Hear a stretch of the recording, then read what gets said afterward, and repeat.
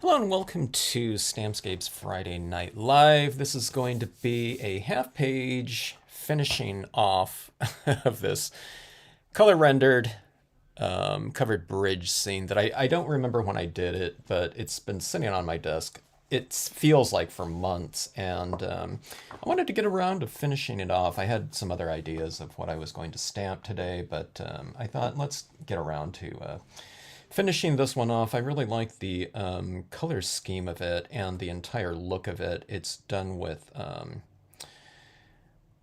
I think I used colored pencils on it, but it's, or colored pencils for sure, but I think I used some alcohol inks and then colored pencils and paint pens for sure.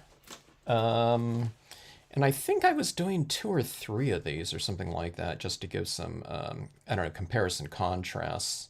But this one was, I don't know, I really like the color scheme of it all. And I don't know, it's time that we finish it off.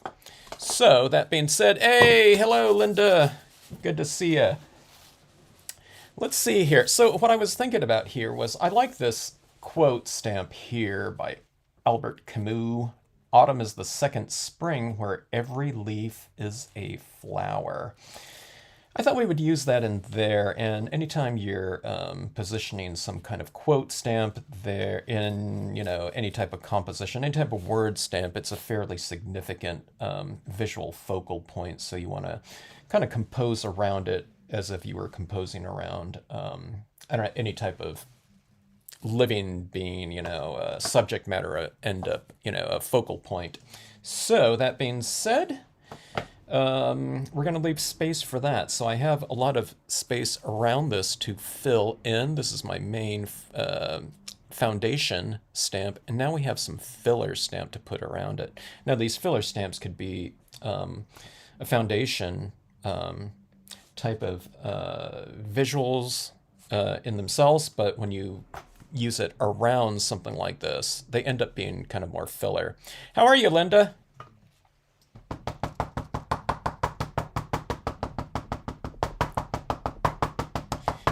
Okay, let's see. All right, so I'm going to stamp out my cloud cumulus. I think I have a little bit of dust there.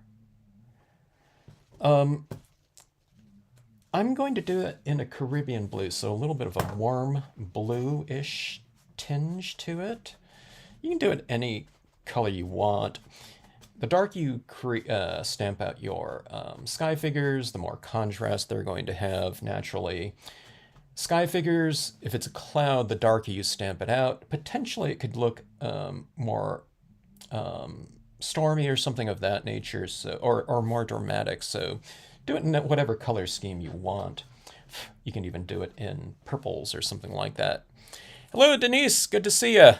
Thanks so much for checking out the vids. Good to have you on.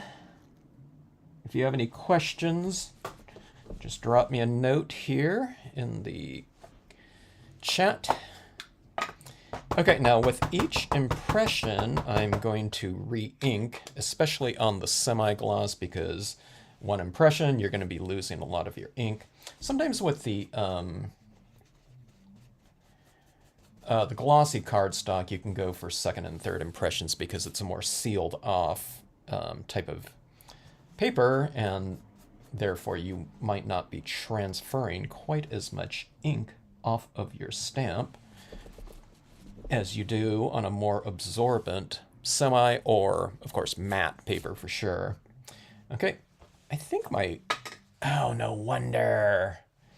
I was saying, I think my Caribbean, or there was a little bit of a, like a lint piece on here. My pad here is starting to disintegrate. That's the first time I've noticed it with this Caribbean blue. These pads right here are probably at least 20, I'm going to say 20 years old.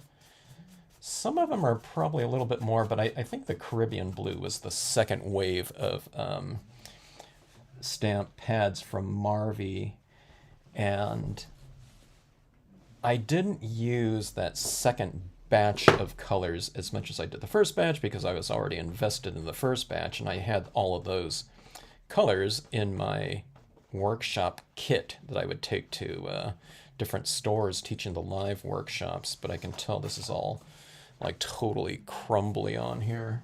It's too bad. I love the Caribbean blue color. So I might not stamp out impressions with it going forward, but I can always use it to ink up, you know, my paper towels or sponges, whatever I'm using to apply colors with.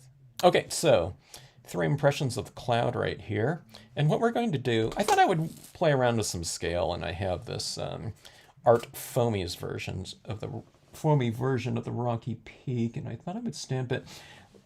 If I was just stamping this without any kind of notion of what I was going to put up in the sky, I would center it probably, but I'm going to put it a little bit over this way so that I have room for that quote stamp. So you have this right here. It's a fairly large and significant visual with a lot of visual weight on this side. But if you have like things like a word stamp, it really counterbalances things visually in terms of visual attention, because if you have something on, you know, in a piece that's, you know, a word, everyone's going to read it. So it carries a heavy significance in terms of visual weight, even if, you know, you have a big image here and it's full, you know, it's more from a area perspective in terms of lights and darks in it, but a word stamp is, you know, big in terms of a visual.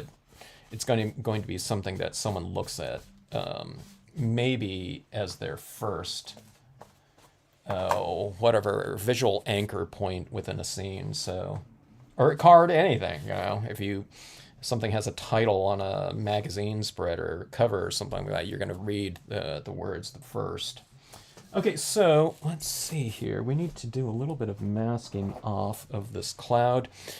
Stampscape stamps, you don't have to do, you know, really significant, careful masking, okay? You want to overlap your imagery, especially where you want them to blend in with one another. I'm doing well, thank you, Linda.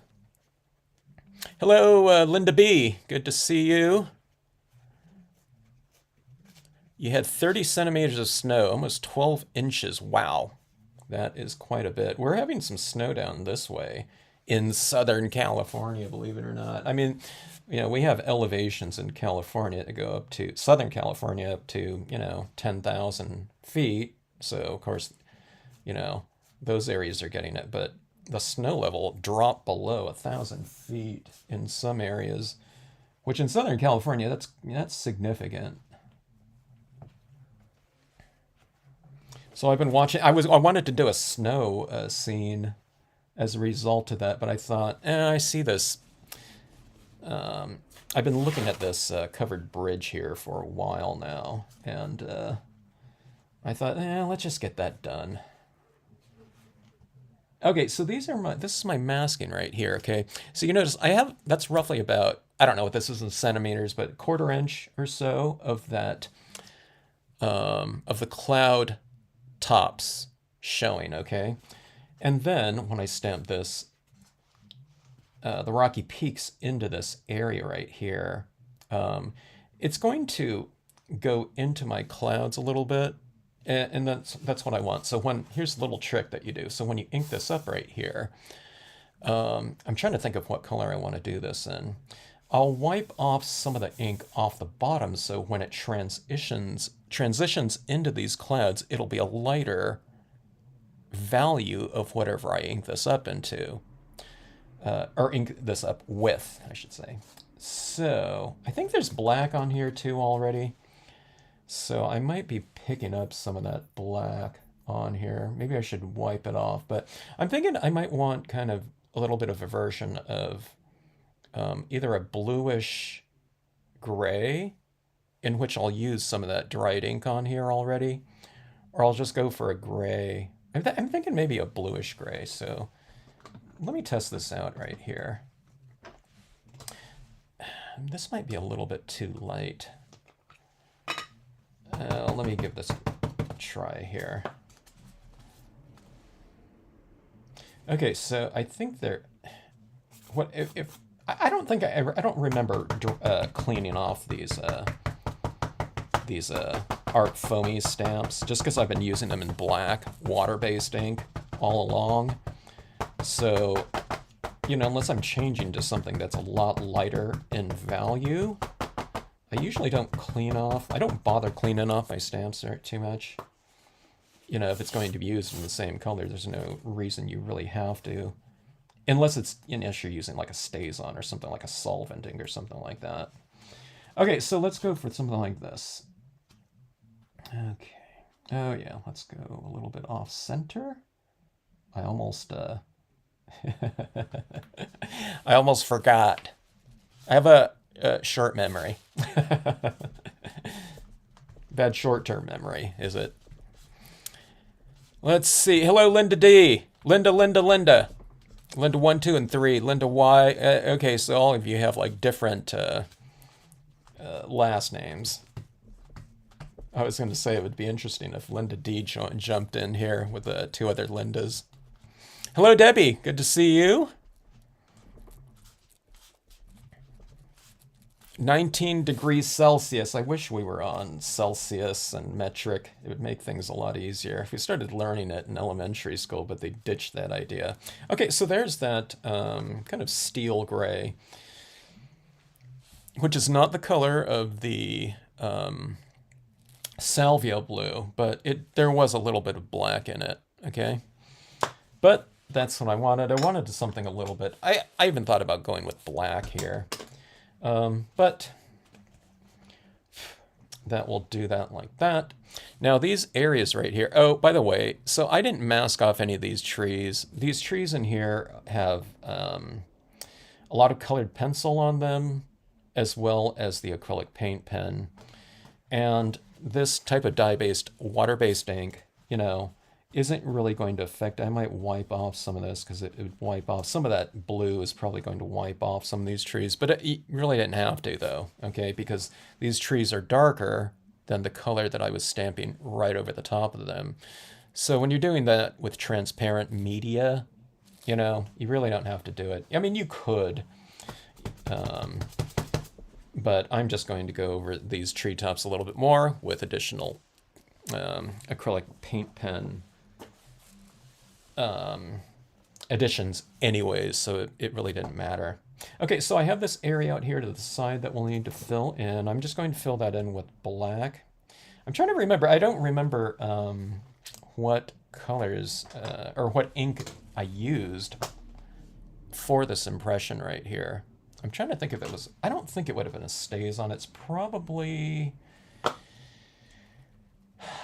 I'm guessing it's just the dye-based ink, this Marvy right here. Okay, and I'm going to put a tree right in this space here to fill this area in.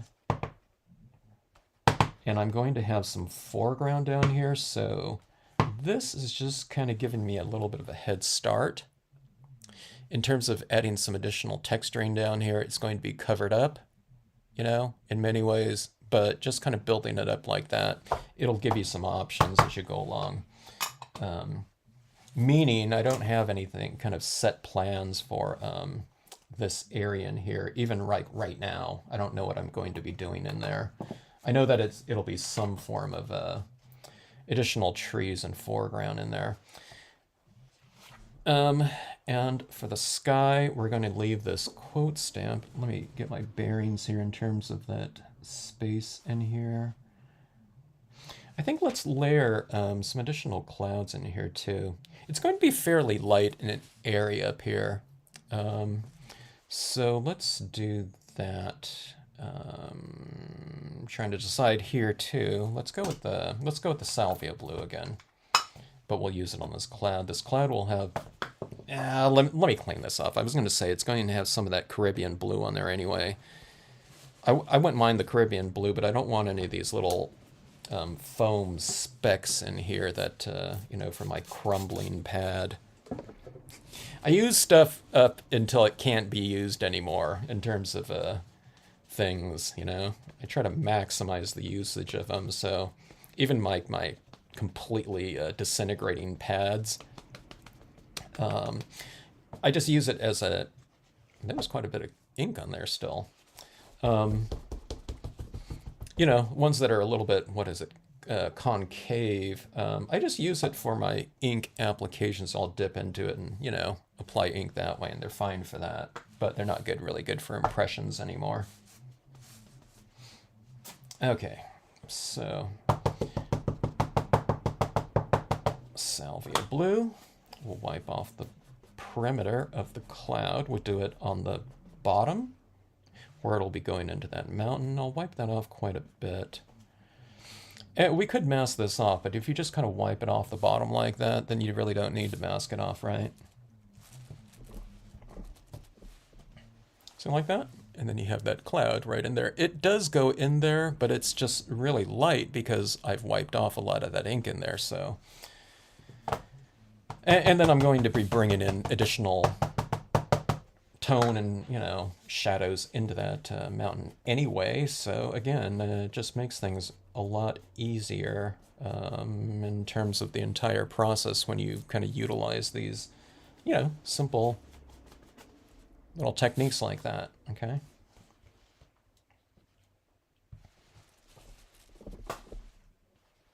Let's bring a little bit of extra drama to that word stamp. Let me get my bearings here. Let's see how large this is going to be. Let's go like that. Let's kind of frame off that quote stamp a little bit with some additional clouds so it'll look like the quote stamp is kind of, I don't know, whatever, framed off by clouds and backlit. All right.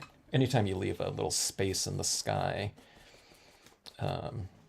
it's kind of representative of, you know, possibly your source of light within that space.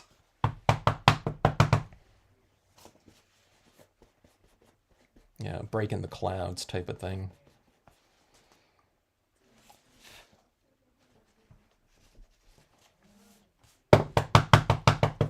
Okay, I am surrounded by... there are, like, stamp pad crumbs everywhere. Okay. I'll clean it up later. Okay, so there's a little space in there for a word stamp. You know, if you put a word stamp in there, it'll look a certain way. If we put a moon in there, it'll look a certain way. If we just left it blank, we can have some rays coming out of it. You can have the rays coming out of it even with the wood, you know, anything else in there too. But it leaves a really nice kind of focal point in there. It's kind of, anytime, if I filled this all up with clouds in here, it would look okay too. But if you leave a little bit of space like that, it creates this visual path because it kind of represents a source of light. You know, someone would probably look at this first, and then their eye would be drawn up to this point. And that we haven't even added, you know, shadows and lighting in here yet either, and that's going to really emphasize those two kind of areas within the piece. All right, so let's see here. We're gonna have to unify this, aren't we? So let's see. I need it. Some more trees in here. Let's go with this one right here, which is kind of the accompanying type of tree with this. It doesn't have to be that one, but let's add that in.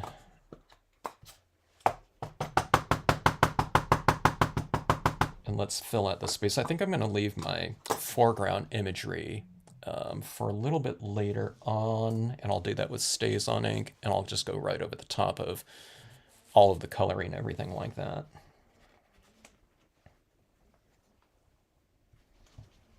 Now this scene is going to have, if we just left everything kind of with warm colors down here and cool colors up there, there's going to be a little bit of this kind of temperature. I don't know what the word is, not discrepancy, but there's this temperature,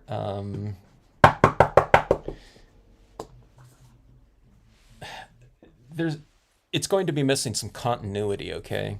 So one of the things that I'm going to do is I'm going to bring in some warm temperatures up into this area. And the easiest way to do that is, to add some sort of light warmth in that space, okay? It doesn't mean we have to bring all these autumn colors up there or something like that, but you give it some sort of foundation. So something like an antique linen. Let me see if I have enough of this antique linen left in here. My pad was a little bit dry and I have yet to get a re-inker. I need to get re-inkers for a bunch of my pads and everything like that. But I'll just go with any type of warm tones. So if you have any kind of distress inks, they'd be good for this. If you have kind of warm and cool colors or something like this, or you just want to bring an area to life a little bit, even if it's an all cool colored scheme, if you add a very light shade of a warm tone. Light and warm is a good idea. Don't make it too bright, like a canary yellow or something like that. But a lot of the distress inks, antique linen, old paper, walnut stain's a little bit dark, but it's not so dark that you couldn't use it. I mean, a different warm tone would be a little bit better. But let me see. Yeah, okay, there's still some of this ink on here. I don't know if you can see it there, but that's a little bit different there. That little tiny bit of warmth. It's like I don't even think it's a 5% value of something. It's really, really light. But that warmth there, well, I guess it looks like that color right there, but it doesn't have to look like it. It's just kind of adding in some sort of warm hue to this area. I mean, there's a little bit of warmth in this Caribbean blue as well, but having this color in here is really going to help to unify these two areas with something in common. Okay, so I'm bringing it up here in the clouds, but I'm also going to be bringing it down here as well. Okay, so the thing that can bind and bring continuity to a scene, sometimes it's something that's invisible to the naked eye in the end result, because I'm going to be going over this with a bunch of other colors too. But it'll be underneath the surface and it will still affect what you see in the end result, okay? So don't think that this, I mean, when we go through other colors and other media, that this was just kind of a pointless step. It's one of the most important steps. This is what they do. This is the thing that they do, like in oil painters and things like that. They all kind of they don't start off with they start off with a just a white gessoed canvas, okay?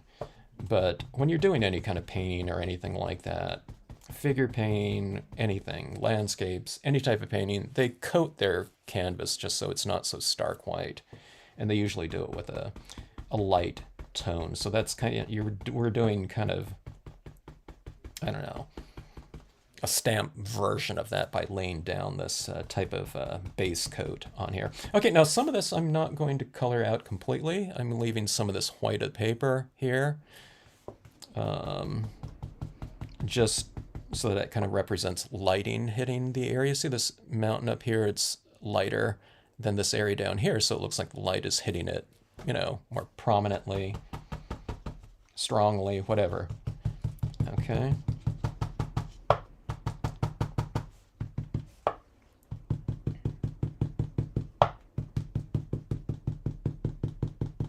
I was starting to get little smudgy marks on this piece by this just sitting on the corner of my desk for a while, so I thought, okay, let's get to this and just finish it off and get it out of here. Okay, let's see here. It is 11:19 a.m. on Saturday. Got it.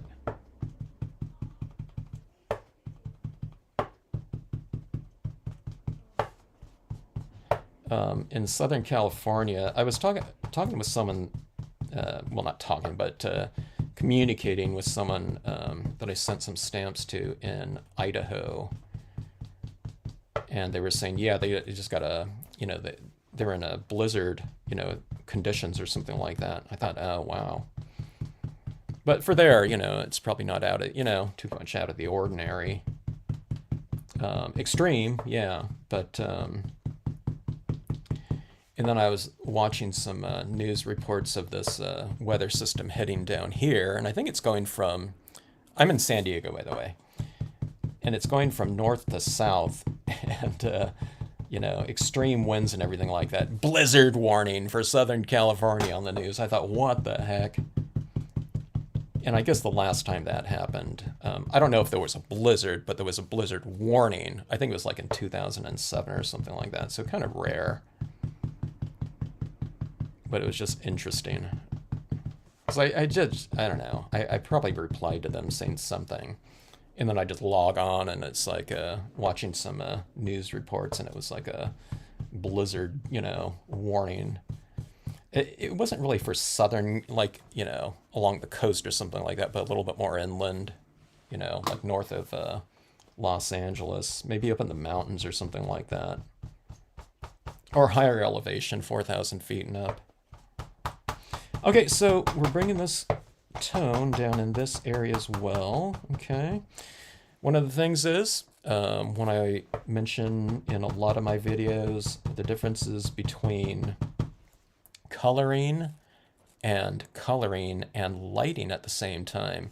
It's about the retention of, a lot of times the white of the paper or just a lighter area of your area that you're coloring in. So a beginning scenic stamper often comes from, there's a lot of types of stamping that's done out there, but a lot of it is where they've just been used to coloring outline designs. So if it's a shape like this, they're used to coloring in that whole area. Here's a mountain and it's going to be whatever color, okay? And they color it in uniformly, okay? Because it's an outline or something like that. There's shapes, or a cloud is a billowy shape, and they're used to coloring in the whole thing. But coloring and light air, coloring for lighting, I guess, and shading, because we're defining light through the use of shade, it's about the retention of these lighter areas. So we have some areas of the sky that are lighter and darker in some areas. Here's this mountain right here.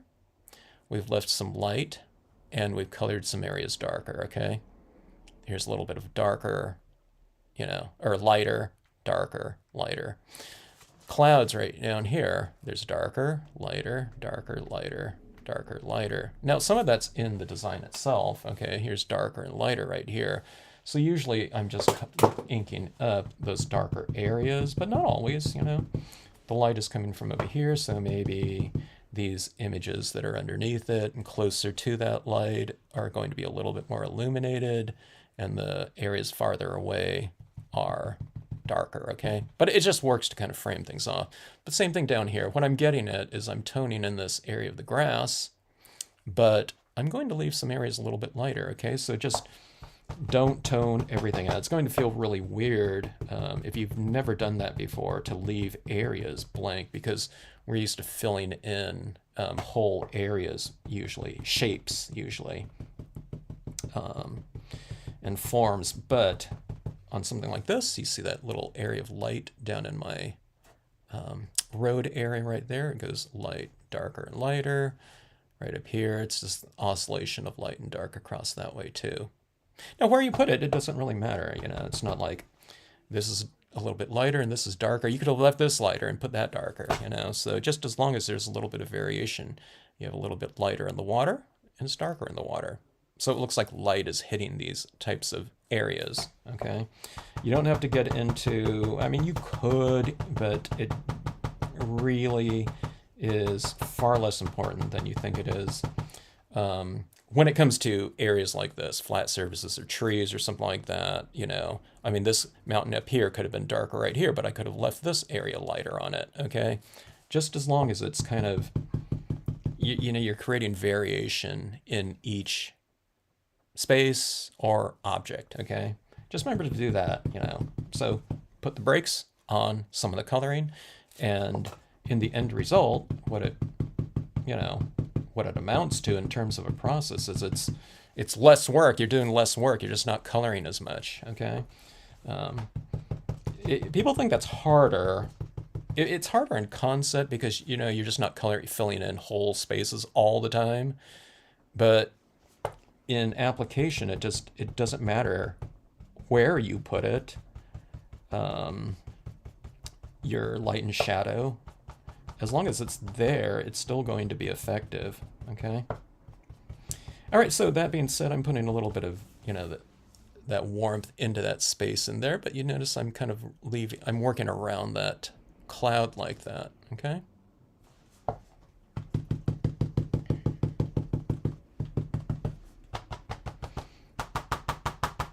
If you make things too dark, then, which happens all the time when people are first learning this, a lot of times people say, it's usually their first color they have no problem with, but sometimes what happens is they get into a scene like this, and when they get those darker tones or something like that, or medium tones, it's like, oh my God, I lost all my light. They colored this all in. They didn't do it with the lightest color, but they did it with the darker color, So I always just tell people, like in my workshops and whatever in the past, it's always, when I see people get to like the second or third color, I just say, okay, now take these in slower than you did with your previous colors. So the lightest color, in this case, antique linen, you might be going like this and going into your scene. But then when you get to a darker color, you just stay out here a little bit longer before you color into those interior areas, which are usually the lighter areas.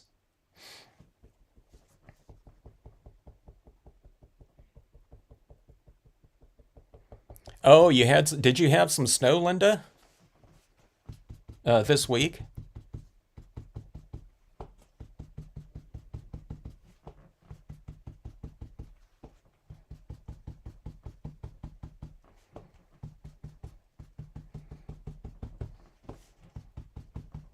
For those that live in snowy conditions, and it's just a normal yearly event, and sometimes late, long winters and so on and so forth, definitely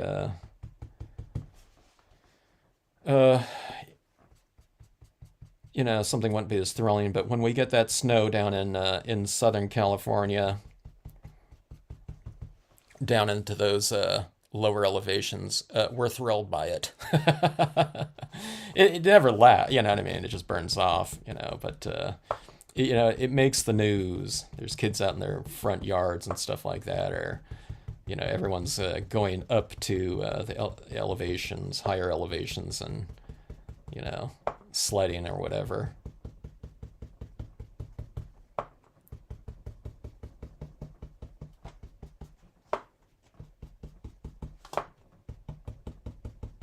I can go about, it takes about maybe 1 hour, windy roads and stuff like that, down here in San Diego. San Diego, you're not thinking, oh my God, it's a snowy area, but it takes about, I don't know, it's about 40 miles or so, 50 miles, and I can be up in, 6,000, 4,000, 6,000 feet in the local mountains and everything like that. And I would take my son to the snow once in a while. And it wasn't, it's not all that common. I don't even know it. Some of these areas, I don't think it snows every year, even up at that elevation. Well, first of all, we've been kind of in drought too, so a lot less precipitation. All right, so anyways, you see this right here? How it's kind of starting to turn a little bit in terms of the lighting in here? Now this is just a salvia blue here, and it's a fairly light blue. It's the blue that I stamped out this mountain in, as well as these clouds. Okay, but you see that laying down this blue, that warm tone underneath it is, it's still there. So it's still there in terms of being visible. Maybe not in its pure antique linen form, it's just layered underneath that right there, okay? So I'm just going to be taking it, and this is how I do it. I just kind of build things up nice and incrementally. Let's even bring some of this down here into this road area. I like having some of this kind of bluish tinge down here as well. And let's put some of that blue into this grassy area because blue is a component of these green tones that will be applied down in here.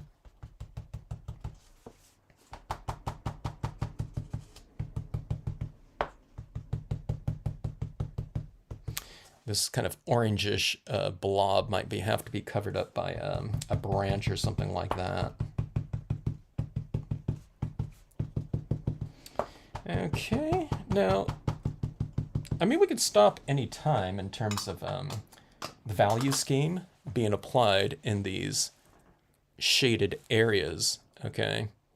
The lighter you keep it, the more kind of pastel-y and light it looks. The darker you go in some areas, the more dramatic it can be. On something like this, because I stamped out my imagery up here, fairly light, okay? I don't think I'm going to go too dark with it. But we'll just see how it looks as we go. We don't have to kind of pre-plan it. You can just see, you know, how it looks as you go along. So we'll see how that goes. Hello in Perth. Good to see you, as always, Nicole. Hello, Candy. Hello, Annie. Annie, I did another mirror card the other day. Was it 2 days ago?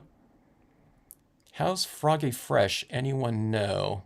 I don't remember when Froggy Fresh was on last. Hello, Cecile. Good to see you.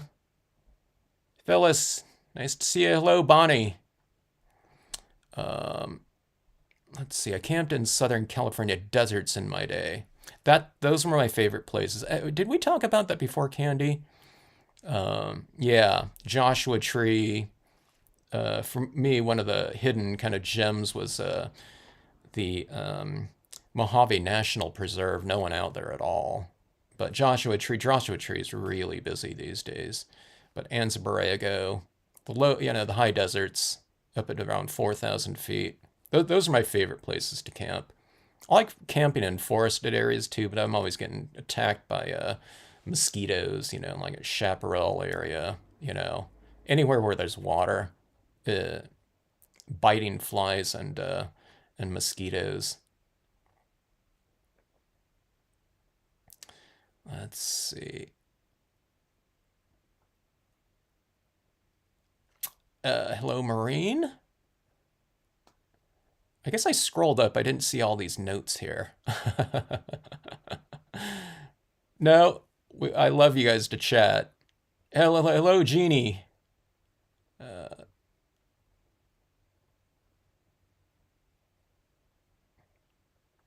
Oh, that's cool about seeing the kangaroos there, Nicole. Not out there at the beach, huh? Oh, the Victorville Desert. Yeah. I haven't camped up in that area, but I talked to someone. One of the guys that used to work for me lived in that area, and he used to go in that area a lot, he said. I forgot where he said. Lucerne Valley or something like that? That sounds familiar. I don't know if I'm remembering it correctly. South Carolina, 84 degrees yesterday, huh? Wow. Hello, Karen. Okay, so here I'm going to go in with gray. Gray's kind of a little bit neutral, okay? This one's not kind of a temperature warm or cool gray. So it's just, I'm going to get things a little bit darker in here, okay? Just to bring a little bit more of the focal, you know, focus to that area.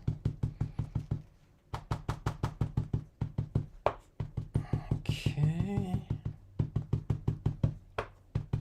I asked someone, when I was talking, I don't know, just shooting the breeze with this customer in Idaho, I just said, hey, you know, have you noticed anything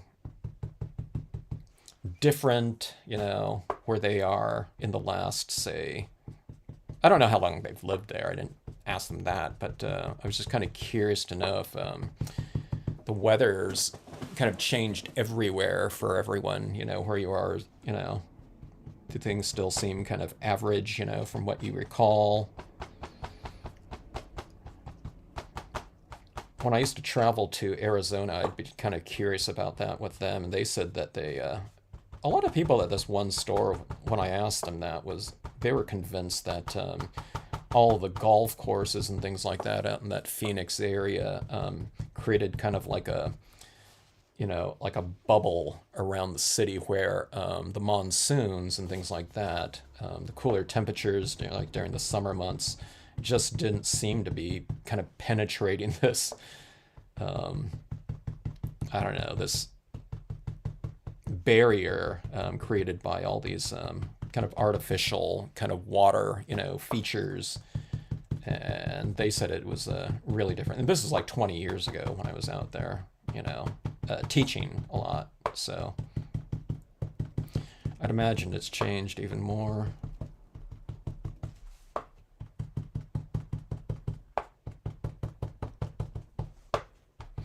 Okay, so anyways, this is getting a little bit more established in terms of lighting.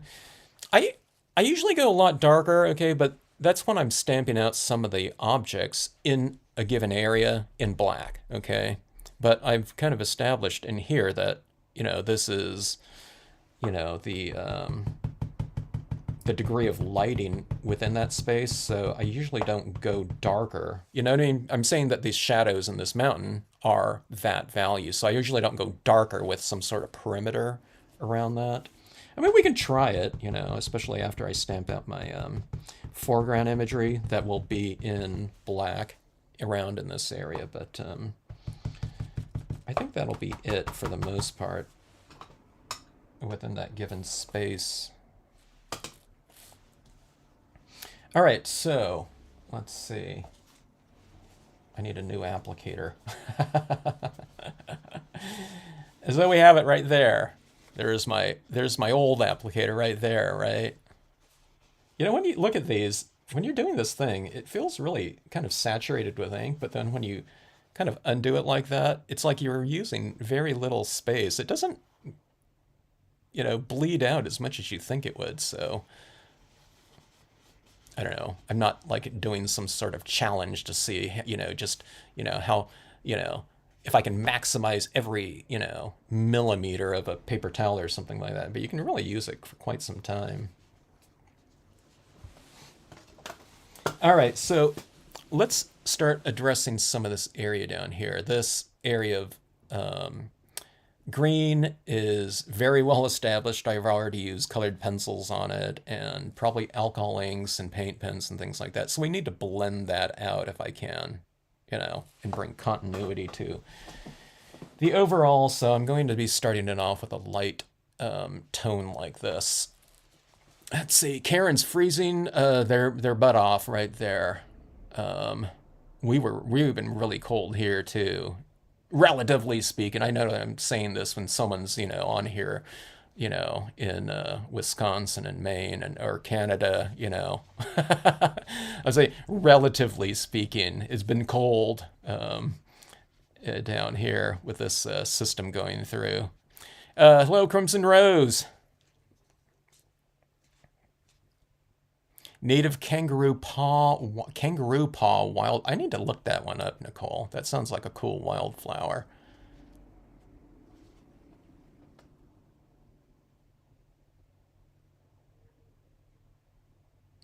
Yeah, send some of that heat up to Linda's direction. Yeah, that bad. Yeah, floods. I know one of the things about kind of running a mail order company. I mean, everyone's like connected up on things like Facebook and things like that too. But yeah, you can kind of be in communication with people all over the place. But I think I've known over the years, but especially like lately, at least 4 or 5, I'm guessing, people that have had, flooding damage. Is, you know, the last time it was just a few months ago.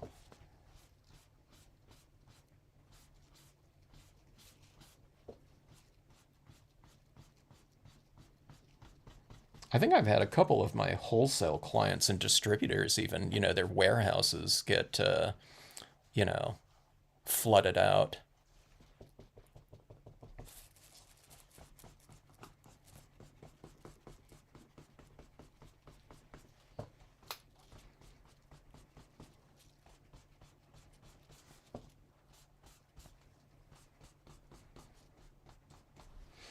Okay, so that is a little bit of green. I colored it in a little bit, fairly dense, but I was thinking, I need to get it a little bit kind of brightened up in there. So that was peeled paint, okay? Kind of a dull, there's a lot of, that's just, I don't know, the distressings aren't, of a particular intensity anymore. It's very bright, distressing nowadays, which kind of goes against the whole idea of it, having more of an aged, type of weathered look to a given hue, which I get, they do for marketing purposes, just because it's a known, proven entity, but a lot of the earlier distress ones, I like them because they're kind of a duller version of a given hue or weathered looking, so they kind of complement your brighter types of colors, which most inks out there were, especially early on, were very brightly colored. They want to bring some excitement to it, so everything was like super bright, like a lot of the Marvy pads. But there's a place for lighter or duller colors. Okay, not duller in terms of interest level, but just variation in the brightness spectrum. And I really like that. So they really complemented a lot of the colors that I already have with Memento and Marvy. I don't know, some of the other the Adirondack colors of old. Okay, so anyways, here's this green. I think that green kind of, we've achieved a reasonable, whatever, unification with this pre-colored area right here, pre-finished off area. That was a really bright green here. And let me go a little bit more. But see, when you layer all these other colors in here, like we're doing, it kind of gives it more of a mellow look like that and a much richer look. Okay, so this is just green on its own, okay? And of course, there's just copy paper right here, but that's that super bright green like that. But see, when you're layering it over the top of all those other colors, it just blends right in if you add those base layers, the preliminary colors underneath your top layers like that.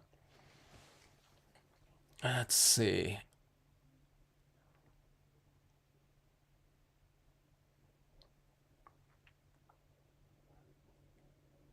Karen wants to go hibernate like a bear.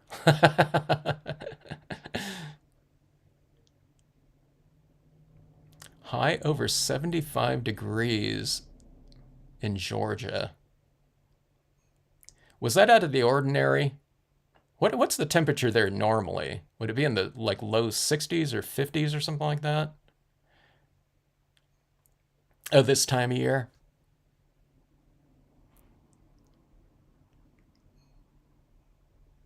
Azaleas blooming. You got blooming trees where Bonnie is. I need to get to some like springtime. This, I want to, I feel like stamping out some other winter or spring types of imagery right now, and that's what I was going to do. But I thought, we're going to get to this autumn one. But reading that right there with the blooming trees, that's kind of what I felt like doing. In fact, I just came across one of those scenes that I did on the pearl paper where I used a lot of pink blossoms in for the foliage, the trees. And I thought, oh, that looks really fun. But then I came over here and I thought, oh, here's that scene. I'm gonna get this, do this one. But I feel like doing blooming tree things and kind of springtime types of colors like that. Although I have been watching a lot of the weather reports of all this snow, here in Southern California. So I was thinking about that too. Okay, so a little bit of pink down in here. Rubber stamps would float, wouldn't they? I don't know if unmounted. Does anyone know? I don't think unmounted stamps would float. Definitely the wood-mounted ones would, or the foam, the cling foam mounted ones. I know you're just joking, but I know someone that their house was completely flooded out, and it was in Australia, but it was just like probably like 12 years ago or something like that. I think that's when my client down there at the time, the Stamp Trap, they had problems with flooding as well. And I don't know, this one, just a customer of mine, end user, had their area, their house was flooded out too, and I think she just lost everything. I think it just destroyed everything or something like that.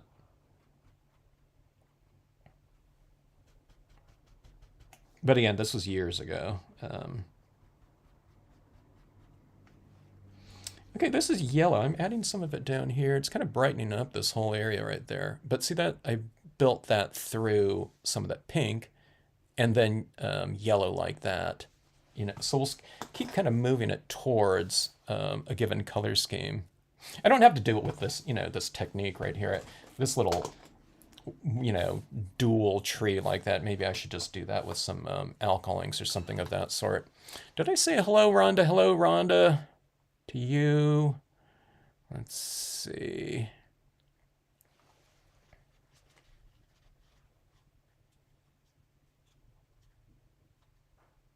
All the flowers will be gone before the Masters gets here. Enjoy them while they're there, huh?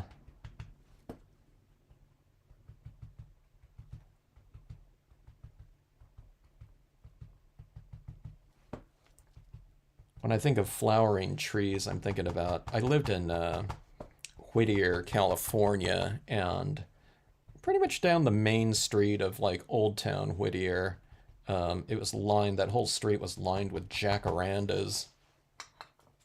You see all those pink blossoms everywhere. It was really pretty cool to witness every year. Okay, so here's some alcohol pens. Okay, markers. Let's see. And I've already used it in here. Okay, I don't need to do that again. So we're going to be adding some down like this. I'm adding this in the shadow areas of the trees. So these darker areas of the trees, I'm just adding some of this color down like that, okay? So you add it into the shadows like that because, you know, alcohol markers, you can blend them out. Then you just go in and I'm blending out that darker mark like so, okay? I don't really use a blending pen too much, blending marker, because I want some of this color to blend the color, okay? So there's that. And it looks like I went darker with that red.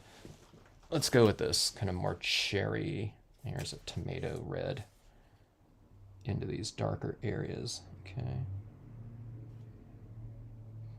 It looks really well, let me see if I can zoom in here. It looks really sloppy like that, but that's where you do your blending right over the top of it. And then, you know, we use colored pencils and all that type of thing in there too, so.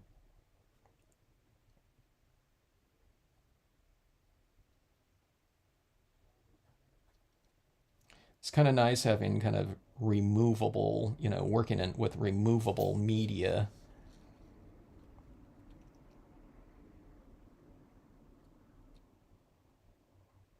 And this is where the dye-based ink impressions comes into play too. I didn't use I didn't use the StazOn ink to stamp out my imagery so that I can use my alcohol inks to color, you know, without, dissolving the solvent-based media. Okay. Okay, now in here too, might as well do it while we're at it.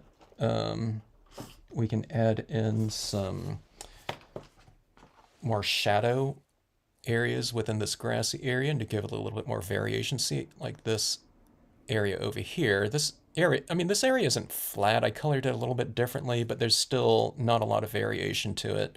At the base of these trees, you can use some shadow work. So a lot of times people think, and you can do this, you can color shadows with black or something like that. Okay.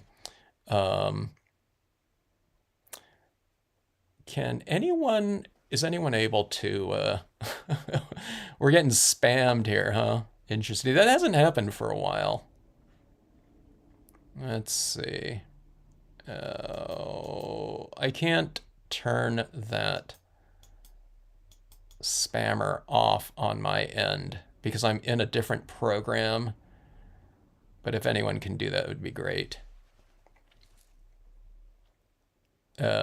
Is everyone seeing what I'm seeing?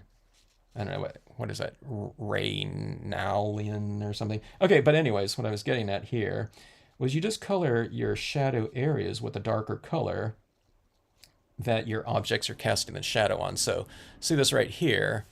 This is like this is like an olive green right here. So you create your shadow areas within a color out of that color scheme in that area, okay?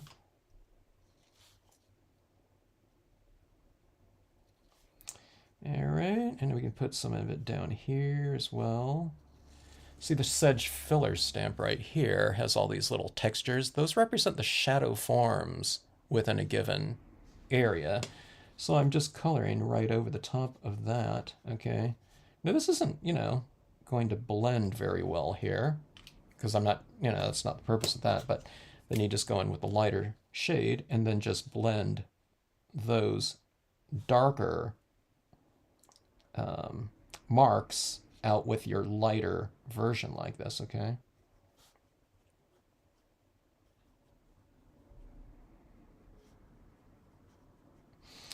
All right. Like that. So it has this little variation down there. And then if you don't like it, you can just, you can take your blender pen and remove it like completely. Now I can do that because I have this nice base layer of all these other colors that are kind of sealing off the paper a little bit. Okay, let's see. Something like this. And let's add this into our road. We have these little textures down here. And I'm doing a little scumbling. I'm kind of doing this little type of thing with this pen right here, like right around in these textures a little bit. And let's see if I haven't used it for a few weeks, I don't think, but my little tiny rock small here. Let's add some additional texture into our road. The covered bridge stamp ends right here. So I have this space right here, okay? And if it's a dirt road, these tiny rocks small work really well to extend those types of surfaces, okay? So you stamp it out in its darkest form, but then you also just use it in its lighter form as well. So, you even have it out here in the meadow area for some additional texture. See that right there? So just that kind of bring all of this together really nicely in terms of textural forms. You can unify things with color, texture, common imagery used across things. Anything that it has in common, you're kind of unifying it. No, I wouldn't want to unify mountains up here with this texture, something like that, but if it was a closer hill, like a grassy covered hill that represents something like 100 yards away or something like that, you can do that. I wouldn't do it, like this right here that represents, whatever, 10,000 feet higher. All right. So let's see here. I don't even think I need it, but let's have some fun. I think I used colored pencil all over this right here. I don't even know if these colored pencils are going to show up on here. Okay, so here's some reds, and this one's like a brown right here. This one's like a deep crimson Tuscan red. It's almost like moving towards, I wouldn't call it magenta, like a brownish red or something of that sort. Oh, thank you, Debbie. Now, Linda, you didn't see all that? That it says, "Can you break your nose to bleed?"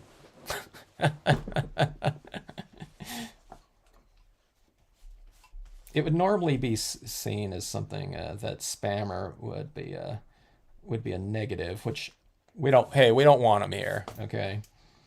But on the other hand, it's like, hey, we got spammed. You know what I mean? My little channel, got spammed. It's like I wouldn't call it a badge of honor, but I don't know. We see the positives in things, right? We look for the positives. It's just it was large enough to get the channel's large enough to get spammed. Okay, so adding some of this tone in here, I'm just kind of see this little darker kind of perimeter right here, like that. That's kind of, I probably did it with like a pencil like this. Okay.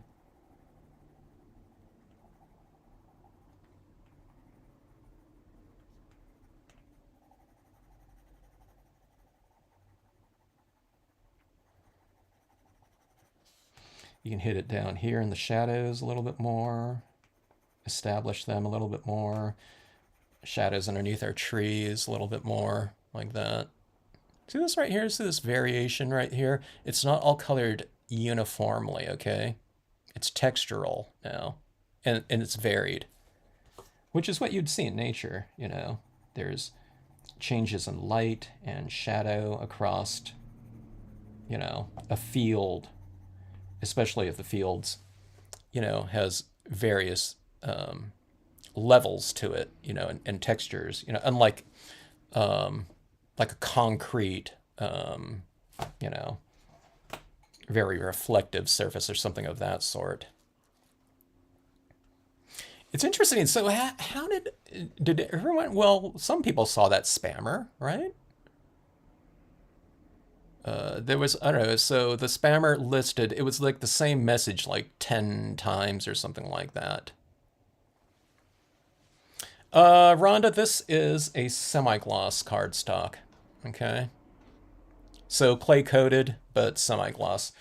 For those that may not have used a semi-gloss before, the surface, if you just looked at it, you'd probably think it was matte coated, okay? Or a coated matte, because there's very little. The other descriptions of semi-gloss, or the names that different manufacturers often give semi-gloss cardstocks, are dull.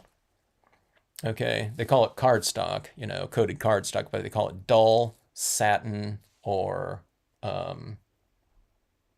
silk. Okay, those, I don't know, those are the three that I've seen. It just, I don't know, it's probably more exciting than semi-gloss. So you often see them described as that, or I don't know what the name of the product is that. Mine, the one that I'm using is the, gosh, I haven't said it in so long. It's the Everyday Digital White Coated Silk by Mohawk. Okay, now I'm adding some of this red down in the, this meadow area here. I don't want that reddish tinge down here, but I just want to add a little bit of that I don't know, kind of essence of it. It's over the top of the green, so it's not reading as red because, the green's showing through, you know, this kind of reddish, brick reddish color, okay? So it looks something like that. And then I'm going to add, okay, so I'm at no point in time here has everything gone like perfectly, in terms of blending. I guess it's blended pretty well up here in terms of, smooth application of color. But down here in this area where it's this undulating type of varied look, on anything, trees, meadow, road, I don't look to get things perfectly, smoothly applied, okay? Because I'm just, I keep building it up with additional textures anyways, so it really doesn't matter in the end. I mean, I want to have my colors laid down there and everything like that, but I don't need it like really smoothly applied.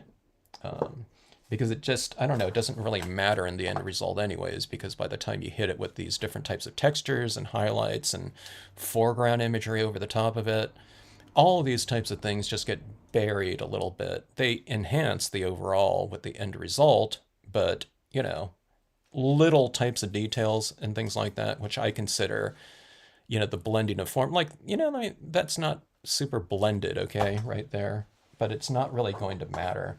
But I know that when people are doing a lot of other types of techniques, okay, where something that they do might be very visible in the end result, and if they do it early on, you know what I mean, it might matter, okay, but in scenic stamping, it doesn't really have to matter, okay? I mean, if that was the last thing I was going to do there, I'd take a little bit more time to, add some blending of tone, color, imagery, and all that, a little bit more. But I don't know. That's never that. Like, I'm not done with it, so I don't bother with that. Okay. But I have seen people stress out over that type of thing. But I just tell them, I don't know.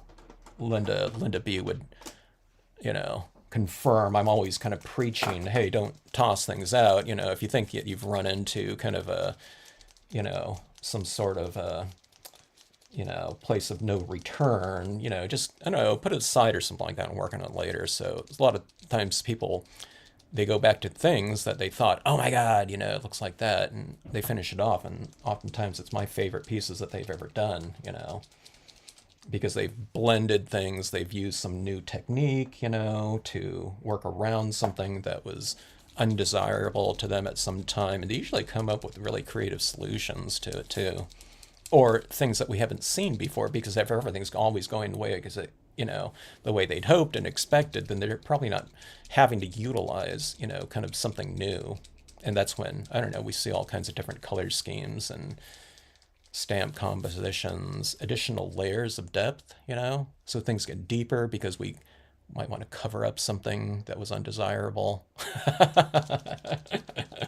Where before they would just show it, which looks great too. But, if you want to kind of obscure something a little bit more, it usually involves like additional layers of color, imagery, and all kinds of things like that. So keep that in mind.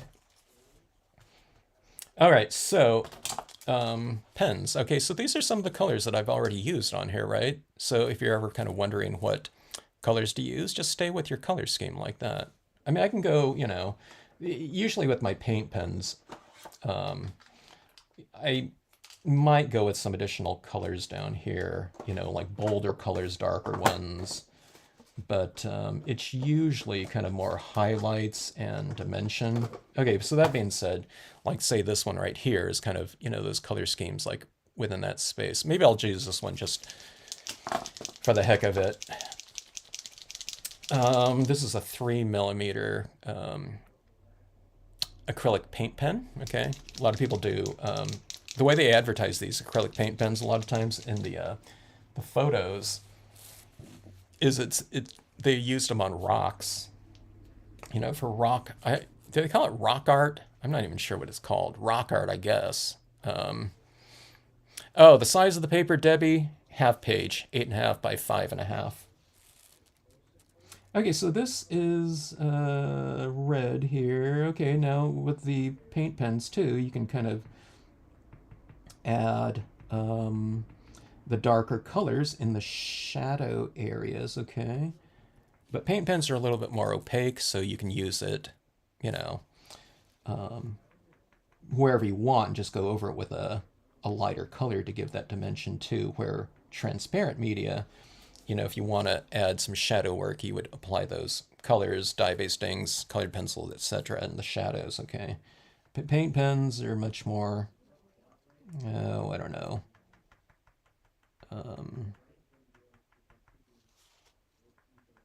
It's much more, you have options as far as where to apply it because we can, utilize the aspect of opacity on there. Okay, so that is the red. Okay, so I'm going to try to match these colors in this area over here a little bit. I mean, these trees could represent something more distant too. I'm still thinking about my foreground in here. I wonder if I should choose one of my fences in here. I always do that, so maybe I want to try something else, but I don't know, they always look really fun in there too, so. Okay, so highlights, I'm using this kind of in the lighter portion of the trees, so it makes sense, right? You add your highlights in the lighter areas of the imagery. So if I'm coloring these, I'm putting my shadow work down here with darker colors, but then when I'm adding these lighter tones, you're doing it kind of on the top sides of these trees like that, okay? So I'm not adding it everywhere, okay?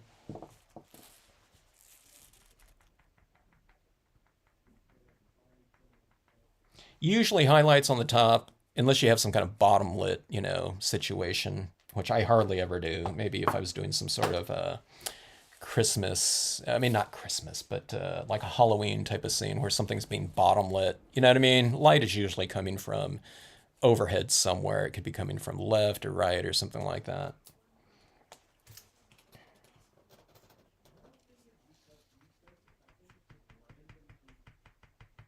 The lighter you go, you kind of keep that more.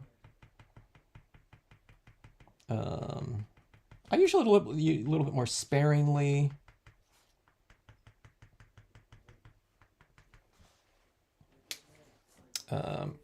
Let's see.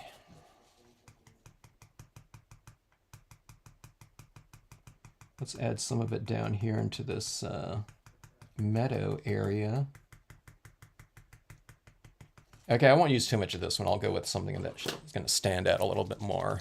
I know that, like, adding, like dots that you might not be able to see is not engaging live stream type of activity if I'm going to be adding like 1,000 of these. But hopefully you can see kind of what's going on here. Okay, so here's the shadows right here, okay? So you just add that right at the base of the shadow, and that represents this other, kind of whatever, little tuft or whatever, little raised area within that space like that, okay?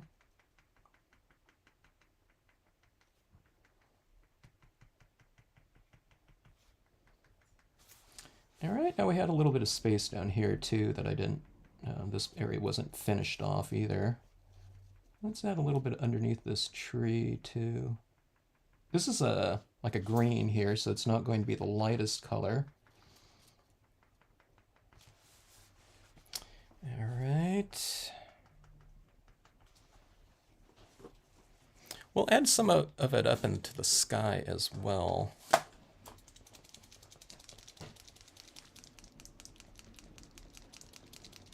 Yeah, there's a lot of different media out there, Candy. I didn't used to use a lot, but I pretty much use the thing that I added that I didn't used to use very much of at all through the decades was colored pencils. But when I started using the semi-gloss, a type of paper that would accept that type of hard media, then that opened up those tools. And then, the acrylic paint pens weren't around, as far as I know.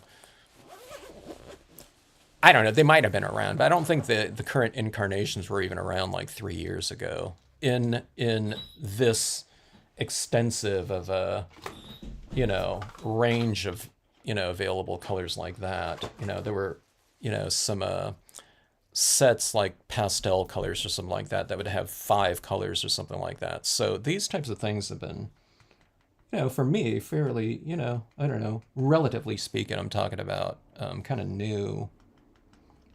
What these are too is I've always wished that I could add some sort of opaque um, touches to my scenes. It was always transparent media, dye-based inks, alcohol inks. Pigment inks, they're not transparent, but they are very see-through. Like even a white, if you stamp out a white pigment ink on top of black paper, it stands out, but that black paper shows through it. But, when you start moving into things like this, these little dabs of paint are reasonably opaque, which is being able to add light on dark is just an extremely powerful ability, especially when we haven't really been able to do much of that in the past. So I'm using opacity with translucency and transparency much, much more these days. And it just it brings things to life a lot more in terms of dimension. Now, someone said Prismacolors candy, and they're the old, I don't know, whatever, 30-year-old brand. I heard that there's a different formula of them these days, so yeah. I heard these might be a little bit softer, but I went on colored pencil forums though, and I was asking about it because I wanted to get updated on it. And someone said that the the Prismacolors are still, like the softer types in general in terms of the main brands, like that. Let's see. Candy cannot find semi-gloss anywhere. It was on Amazon a lot, like Hamilco, I think it was. There's a shortage of paper though these days, and let's see, Hamilco.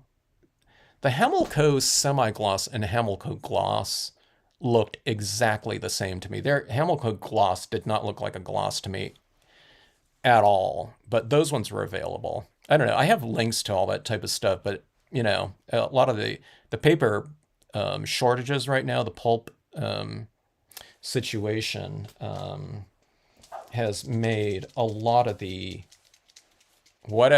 standard brands and lines, I don't know, there's shortage of that going on right now. So I would think that like the paper mill, or what is it, cardstock.com, someone asked me about that. I don't know, maybe one of you guys in the chat mentioned that. I don't know, maybe if anyone who knows where Candy can get some semi-gloss cardstock, please post a link to it right here in the chat or afterwards or something like that.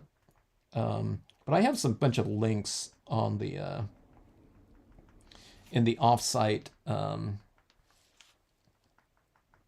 accessory links on the Stampscapes information page. But like I said, I haven't checked. I don't keep up to date of that, and I know like my local source for paper, Kelly Paper, which is a chain store, which you can go in, anyone can walk into. They mostly serve, the industry, the printing industry. But they're open to the public here in Southern Cal. Anyways, what I'm getting at is, those guys really know their papers there.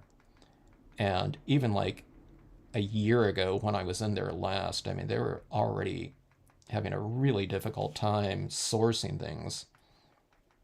I told him, I said, you must be having to constantly, have to recommend different types of papers, from these printers that were, always using the same type of stuff, and he said that working on an order now, not for me, but for like a larger printer, um,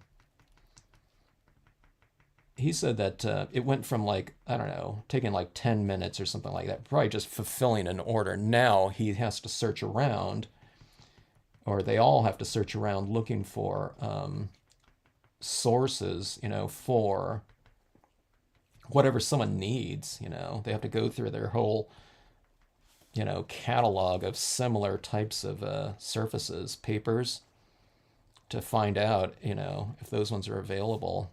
And like I said, that was like a year ago, so it must be worse now. And I don't know. I noticed that there's some listings that aren't on like places like Amazon anymore. Where you might be able to get them directly on the different websites, like glossy cardstock would be like Chrome Code or something like that. I think it's on the Paper Mill website, but I don't know. Not easy times in the paper industry, paper products. Luckily, we're not having to rush into. People aren't rushing into like Costco anymore and buying toilet paper. Speaking of a different type of paper. All right, let me see. I'm losing my focus. Let me see. My camera's hunting right now for focus on this. I might have to shut it. Let me turn it off and turn it back on.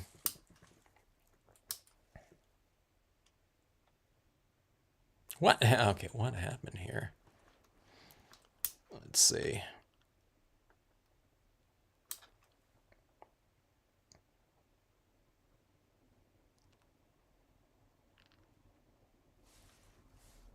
What? Oh, there we go.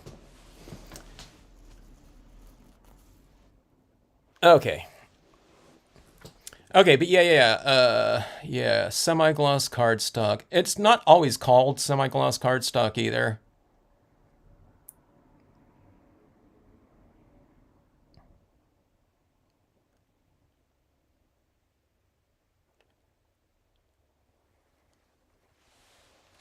Hello, Sheena.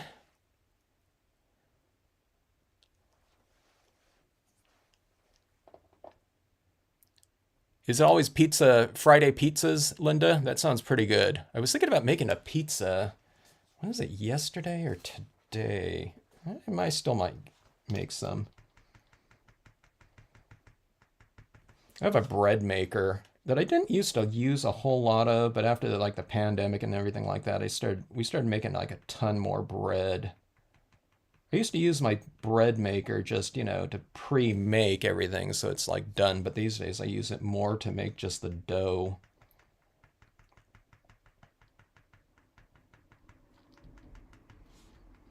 Okay, so adding some highlights, okay, in my clouds. I'm not going to spend too much time with this because it's not going to stand out too much because this area up here just isn't very, dark, so these highlights don't stand out as much. But do you see this area down here kind of coming alive with all these little dots? These little things like this, okay, even when I just used to use just a white paint pen, that was all the colors that I use because, they didn't have like all these multicolored paint pens. I mean, even that was just fine. It brings things to life and it makes things look so much more dimensional. Like, see, these trees are brought back to life. I mean, I don't know if you remember how those trees in there were fairly dark before, but now you just add a few highlights. It's still as dark, but you added the highlights on top of it and it just illuminates it and makes it more dimensional that way. I've tried Vegemite once, Linda.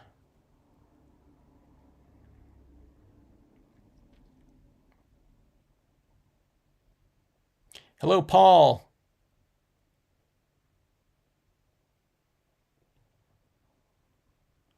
I liked the Vegemite the first time I tried it. My wrestling coach had it. Um, I don't know. Is Vegemite as popular, like say in New Zealand, because that's where his connection was. So I had I don't know. My wrestling coach gave us some Vegemite on toast. I think it was. Yeah, watercolor pencils. I have some watercolor pencils. I haven't used them yet. I don't have room on my table for everything, but I do want to utilize those watercolor pencils sometime. I knew some, I was mentioning this before in previous live streams, but I knew someone that worked with watercolor pencils, not for the water soluble aspect of them, but they liked them for the softness of them compared to the other colored pencils that they had. They said they were softer. So I don't know. That's what I've always remembered from them, and they did a lot of things with colored pencils. Let me change my exposure here a little bit. Okay, that's a little bit more better. Okay, so white pigment ink. Okay, so crisp texturing and highlighting with the paint pens, and soft highlighting again with white pigment ink, okay? So again, it's adding light over dark here. Now, I don't have to do a lot of it because everything seems a little bit fairly modeled in here in terms of light and dark, but you can really push that with additional tone like this. So we've added everything we've added on here. We're adding color onto some. I guess we added light into dark with the paint pens, but it is still something that's, it's colored, okay, except for the white paint pen. So this is a way to go back into it. Now you don't need a ton of different tones of pigment ink. I just use white. And you get the biggest trick to this is you just need to get your cotton ball the right consistency, okay? You don't want a huge amount of ink on it, okay? It's better to go on with it dry than super, super wet, okay? Because you don't want blobs of ink everywhere. But even if you do get a blob of ink with this, if you get too much of it, and then you just wipe it off, okay? Because it'll wipe right off the surface. And this is even, Brilliance ink, which is a fast drying water-based one. You can, for years I mostly used oil-based because it dried slower, okay? So my pad right here is fairly dry. It's kind of medium dry. That's the way I keep that one. And I'm smashing this down every time I use this. So I'm smashing this down so it's not frayed. You can see it's not all like hairy. Let me see if I can fray it again. Okay, like that. We don't want that. Can you see that? So you just press it down like that. Okay, and that's the tool that you want to be applying this with, not, a frayed, super blobby, juicy, medium that you're applying to this right here. You want to have it under control, okay? And the spirit by which you want to apply this with is you're thinking of it more like a powder or something like that, okay? So see this little area of the mountain right here. It's right next to my light source. Let's make that a little bit lighter to make it look like the lighting is hitting it a little bit more. Now, okay, now maybe I need to reink this because this is really dry. Okay, there it goes, like that. Okay, so, oh, this cotton ball's really frayed. I think it's because my ink is really dry here. Okay, but see this right here? See that right there? See, that's a lighter version of that blue on the other side, right? But I've just toned it, I've lightened it up. And it looks like that light is hitting it a little bit more on that side of the mountain than on that side. Now, if my light source was right here, then I would lighten up this side of the mountain, okay? So let's put that light in here. Let's bring some of these clouds to life a little bit more too, okay? It's not going to be this dramatic thing, but it's just this subtle little touch like this, okay? See that right there? See how soft that looks in comparison to right there? Okay, so I'm adding it right in that lighter area, and then I'm just kind of spreading it around a little bit. But just like when you're coloring something, when you're doing lighting, you're coloring it in the shaded area. Well, when you're highlighting it, you're highlighting in this, the lit area. So in other words, just don't use it everywhere, okay? This is kind of about adding light into something, and that's why I've retained the lightness of the page, so I don't have to do, a ton of it with this. This is just kind of enhancing that.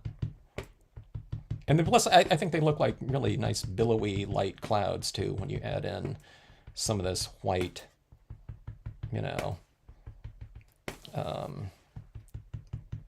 soft, billowy, I don't know, whatever textures.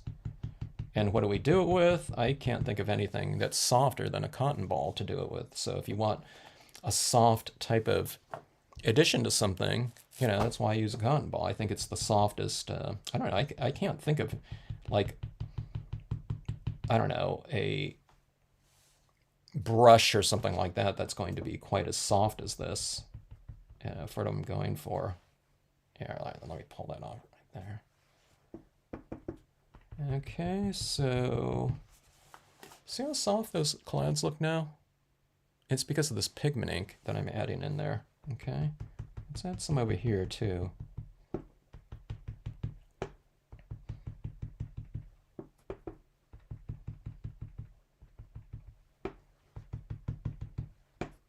Everyone likes a really soft light too, I mean, it doesn't really, back in the days of incandescent bulbs, right? Years ago. When you went in and bought a pack of, new bulbs, I don't know, how many of you were getting like the soft white? Or, what was that what they were called? Soft white, or was it soft light? I think it was soft white. People would usually get those for their interior lighting replacements. It was always the soft ones. Okay, I'm adding this around these clouds that are kind of surrounding my opening in there, and it's kind of giving that lighter look. This up in the sky only looks okay, but it's a little bit... we're going to still bring in other things into this scene here, but what you do is you bring some of this type of similar texturing. Remember how I added that warmth up there, down in here? Well, we'll add that same type of texturing with this soft white down in this area too. So we brought the warmth up here into this area with, if you just joined in, I used some Distress Ink antique linen. That's where you have this warmth in here in an otherwise kind of cool blue area. And I did that for continuity down here because this lower section is largely warm tones, okay? And then, let's see, let's bring some of this texturing from up here down in this area. Again, for kind of visual continuity. It's a textural continuity, but it's also light amongst darker areas. So you see that right at the base of the tree right there. There's some kind of fog or mist in this area. So it's a common texture, within the whole area. See this right in here? How it's kind of giving it that look, that kind of misty, magical looking quality to it. I think that, it just varies things too. It's not so, everything is not all just crisp, okay? What you want largely in rubber stamping, you want your imagery to stamp out nice and crisp and not blurred or something like that. But see this right down here, how it contrasts against that area within the bridge. So again, just like coloring, you don't color everything kind of completely. So right here, I have some right here, some not, some down here. Let's put some up into these trees here, okay?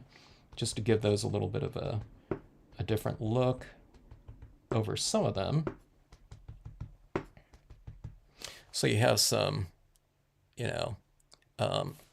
light and dark, but it's also soft and crisp in there.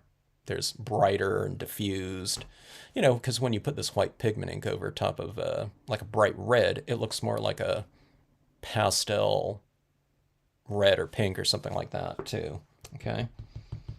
Let's add some down here into this road.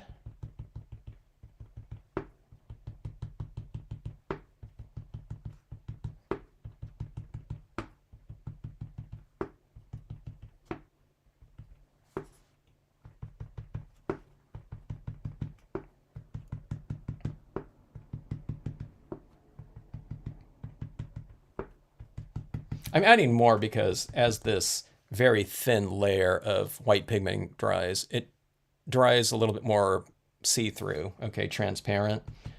So you just kind of build up a little bit more of a thicker layer on there.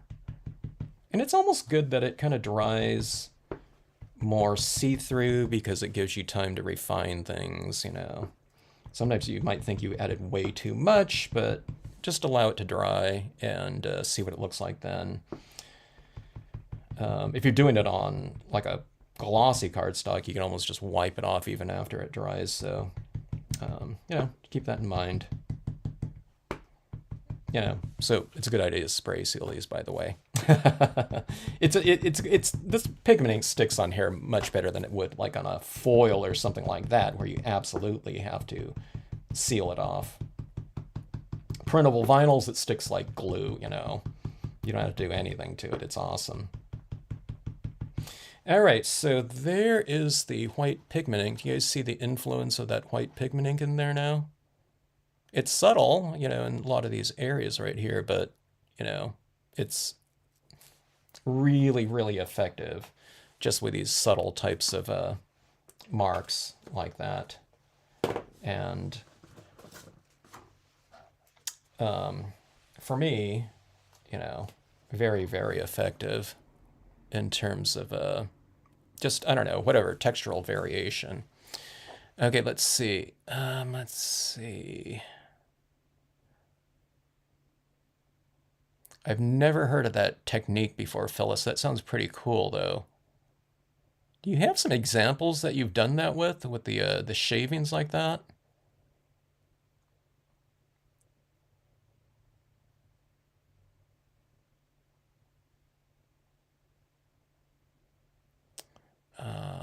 Let's see. Switzerland, huh? I was just watching a video of Switzerland for something. Hello, Vintage Scrap Girl. Good to see you.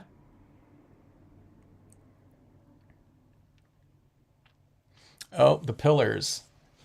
There's my pillar card. Oh, if anyone watched this one right here, I put it together. Right here, I finally glued it right here, but there's the mirror card. I don't know if this is the mirror card you were talking about. I mean, or the pillar card, but because I did that previous card with the pillar too, but this is my mirror one right here.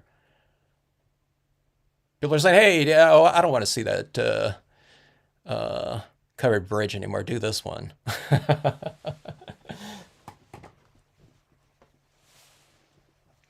Okay, let's see. I think we are ready for... Okay, I was going to do this foamy over the top of this, but I think I want to use some StazOn for my foreground imagery on this, just because the amount of different media that's been applied on here. Dye-based inks don't stick quite as well to, like, say, colored pencil, waxy colored pencil types of touches. Oh, let's see. We still have our quote stamp to add as well. And I do have white pigment ink over this, so I'm thinking just some StazOn on here. I think you could do it with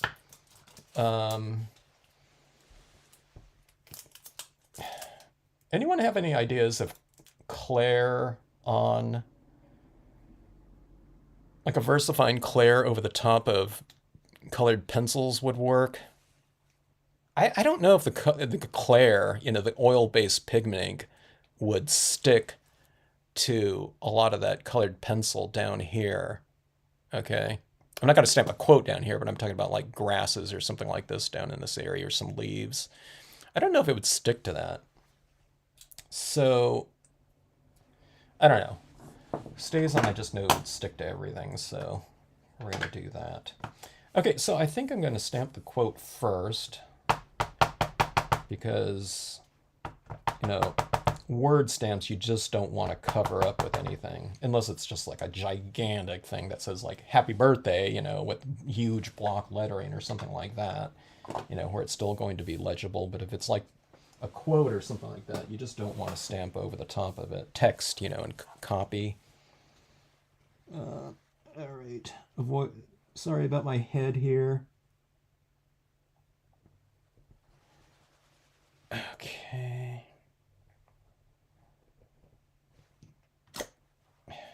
All right. Oops, it's going behind the cloud. I stamped it into that thing a little bit. Yeah, I'll fix that. Let's see.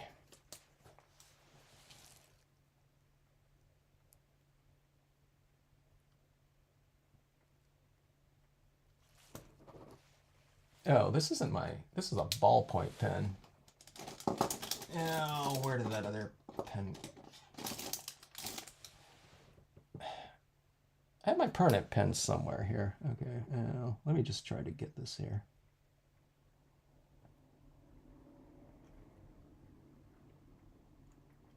This is called a text repair pen here by Sukaneko. No, I'm just joking. Okay, I'm glad I didn't, after talking about all that, I didn't miss like a huge portion of it or something like that. All right, so that is that. Let's go with some tree branches. Okay, so I'm going to put this right around here, and I'm going to cover up that orangish mark there that was on there previously. I don't know what that was. It was like some paint or something like that, which is why I wanted to finish off this scene so it wouldn't sit around getting more media all over the top of it. Okay, let's see. All right, so we're going to void the quote stamp there.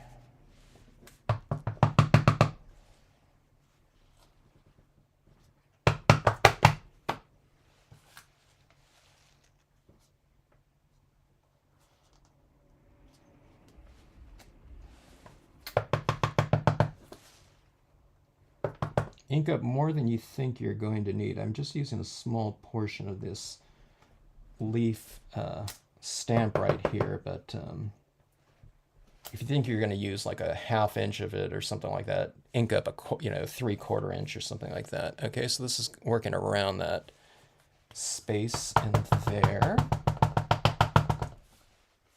Okay.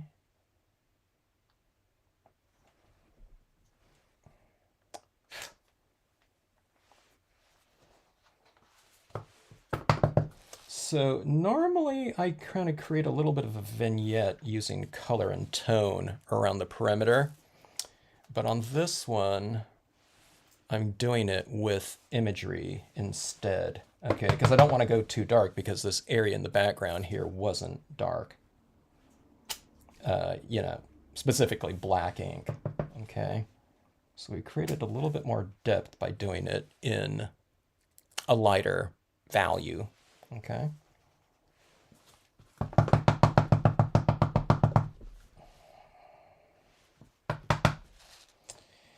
All right, so let's see. Let's bring this right here. It's always the joke about, landscape stamping. If you ever have something that you don't like or want within a scene, right? Then you just stamp a tree over the top of it, okay? So, that little bit of a orangish tinge in there. If you guys, I don't know if anyone has ever, if you've been watching since I started this, there was this bit of this orangish blotch of ink on that side. Okay, let's see. I don't want to go complete. I don't want to surround this completely. I'll come down here a little bit, just so it's not so uniform from this side to this side. Okay. Let's go like that. So this side's a little bit more open. And then I'm going to use, let's just use some, the reeds down there. Grassy reeds.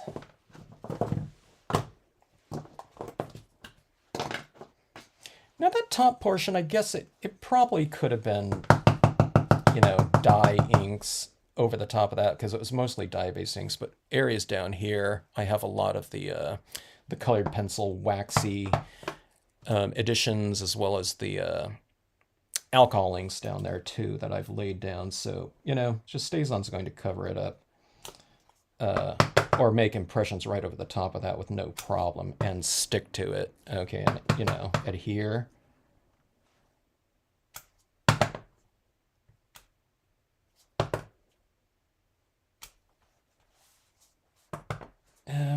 I don't want to put this here because this is that road coming off, so I'm just going to be putting it over there like that. Okay, let's build this up a little bit more. I usually go 4 corners with my kind of stronger vignette, but when I have a road or something like that leading off like that, I don't fill this area in too much with shadow. All right, so that is that.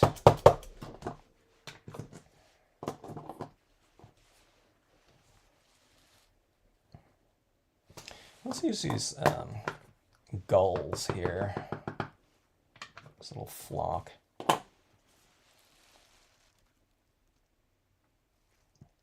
I could stamp it right over the mountains there with no problem because the mountains are stamped out in a lighter value, okay?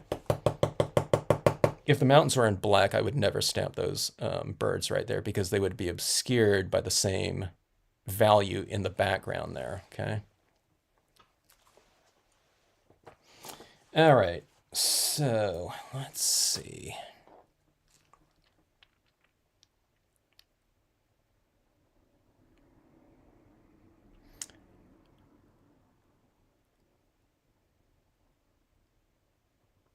Oh, yeah, half page, semi-gloss. Glad you like those colors, Jeannie. Yeah, they're a pretty great, good, nice color scheme right there. Oftentimes I'll bring, I won't have such a separation between kind of the land elements and that top portion. But since this one was already finished down here, I thought about going with more of a sunset color scheme up here that would relate to this bottom area a little bit more. But I don't know. I think it looks pretty good with the, I don't know, kind of more extreme separation in terms of space on this one. And this area down here really stands out to me a lot more than it would have, let's say if I stamped out those mountains in like a brown tone or something like that, which would relate to this in a warm, warm color scheme overall. Okay, so anyways, I think that should do it there. I don't know, can anyone think of anything else that this needs?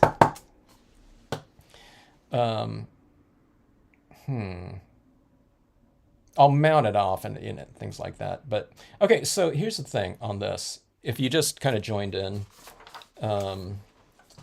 the mountains in the background, what I was just talking about with Jeannie there, on our comment about the color scheme, is that this area down here is largely warm, right? Warm tones, greens, reds, oranges, things like that, okay? But then when I go up in here into this mountain region right here in the clouds, the sky, whatever, that tinge of warmth right in there, that is using a very light shade of a warm tone in there. So it's not just the white of the paper. Like this is, the white of the paper right there, okay?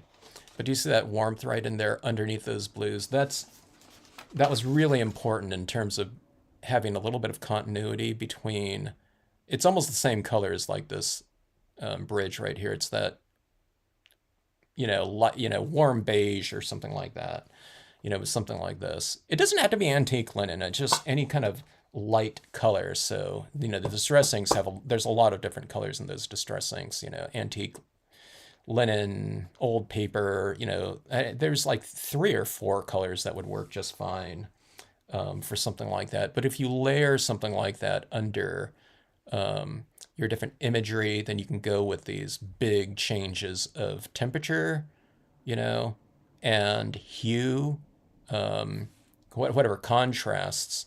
If you have something like this, and it could be like super, super subtle, as you can see it right here, but I think that kind of brings these areas together just a little bit more in terms of bond, and that same warmth is even up here in the sky. So I didn't do it everywhere. You can see some areas look just like pure white, but then there's these warmer areas in there. So it's something that's really subtle and super easy to do. And it's just an easy little trick like that that you can do. And if you want to, a lot of you have different types of like alcohol pens, or you can do it with colored pencils too. If you don't have like an antique linen, you can stamp these types of things out and see these like super light values of alcohol inks too. You can bring it up here and color certain portions of it, or if you have, we're going back to our colored pencil thoughts. Okay, these ones would work good too. These are like a really light value like that, right? But you can just also just put on a very light version of it like that. See that color right there? I don't know if you can see that right there. But that color right there is about the same color as underneath here, okay? But if you're using colored pencils with dye-based inks, you just want to color on with the dye-based inks first and, put the colored pencil over the top of it, because if you try to do it in the opposite direction, your dye-based inks might not stick to the colored pencil, okay? So just do it in the order of compatibility like that.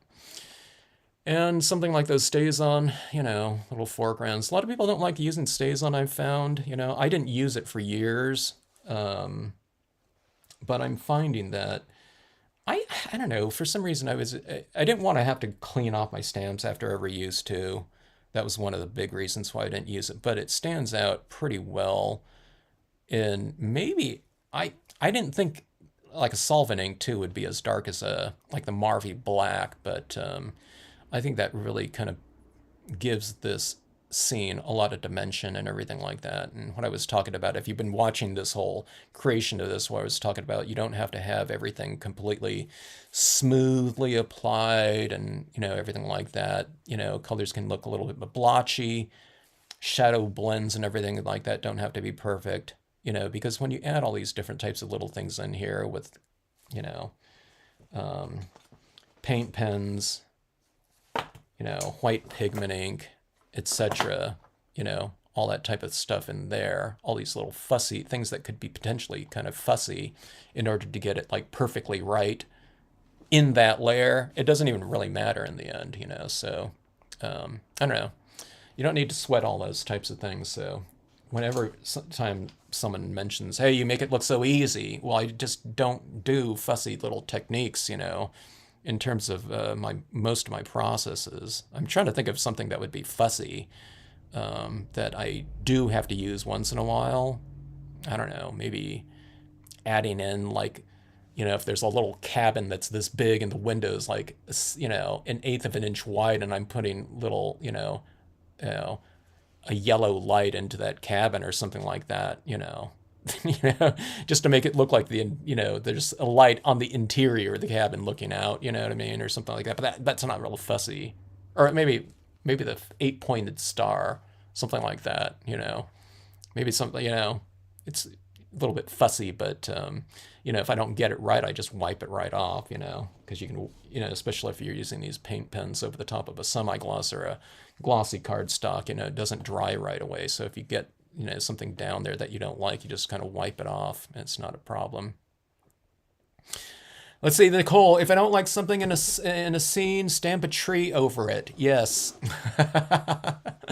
Now, see, sometimes, it's not just covering something up, okay, but it's pushing something visually into the background. Now, see, that mountain was there. Now, I like the mountain on this thing, but let's say something on that mountain went in there. I didn't like the color or something like that. Then, when I put the white pigment ink over the top of it, that white pigment ink is now over the front of it. It's not obscuring the whole thing like I'm erasing it, but you're pushing it back in terms of a layer, right?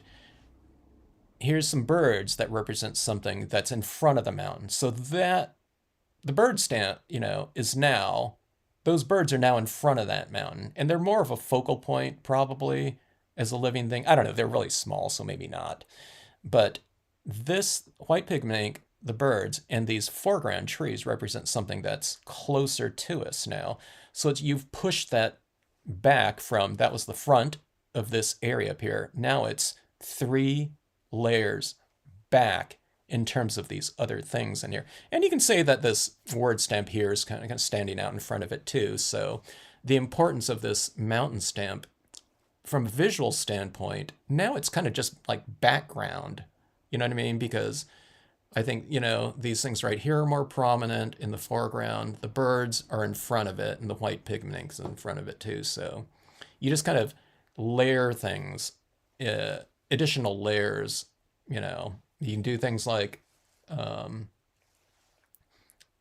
in this scene right here, but like crystals or something. I've been using crystals on, you know, these types of scenes. So it puts something in front of clouds, you know, and whatnot. There was white pigment ink in front of the clouds. So instead of a mountain, I've layered stuff over the top of, you know, those background impressions in here with other things. So, you know, just keep layering things together, and, you know, everything, I don't know, comes together more with those types of touches, but then you've also added richness to it with different textures and layering and whatnot. I meant to stamp that quote stamp a little bit off angled a little bit.